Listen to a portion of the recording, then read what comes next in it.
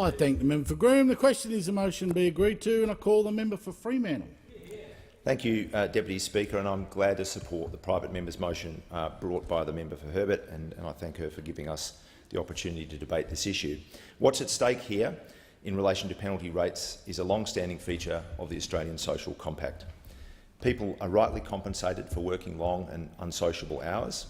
They are rightly compensated because they give up precious time, the time that most Australians devote to spending with family and friends, enjoying the cultural and recreational activities that are concentrated on weekends and holidays.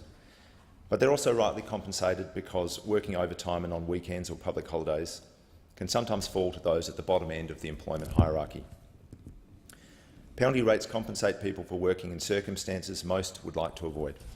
They provide an incentive that makes such work less unattractive to a range of employees, which in turn means those hours are not forced on people just because they're a new employee, or young, or part-time, or otherwise less empowered within a particular workplace. While I don't live in regional or rural Australia, I lived in the southwest of WA as a kid. I have family in the Great Southern. I've travelled extensively within my state and I continue to do so.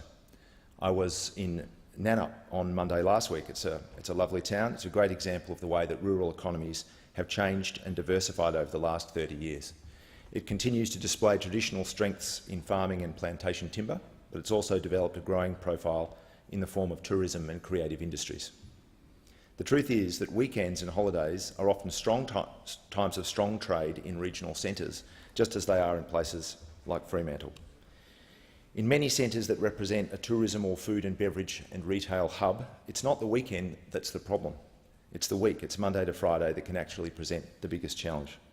So we have to ask ourselves, what will cutting penalty rates really achieve? There's little evidence it will deliver significantly different amenity in the form of extended hours of business operation. There is very little evidence it will result in greater employment overall. Deputy Speaker, the only certainty to be found in reducing penalty rates is that you will cut wages. There will be people who straight away lose take-home pay. That will hit individuals and households. It will hit local communities. Don't forget that in rural and regional Australia, the people who work in retail and hospitality centres like Albany, Bunbury, Kalgoorlie, Geraldton, Port Hedland and Broome are often living in smaller towns within a substantial radius, sometimes 100 kilometres or more.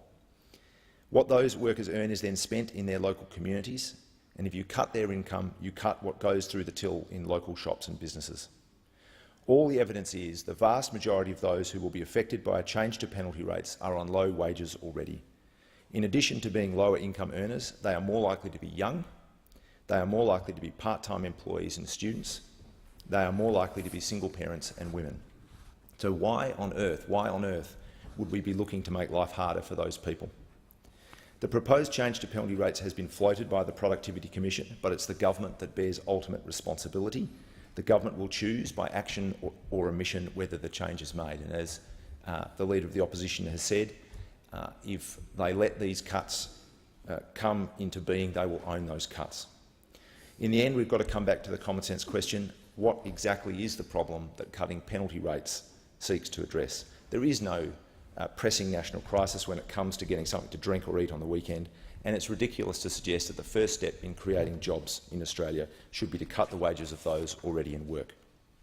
The truth is, cutting wages is the last thing we need when we face the related issues of inequality, flat productivity and faltering growth.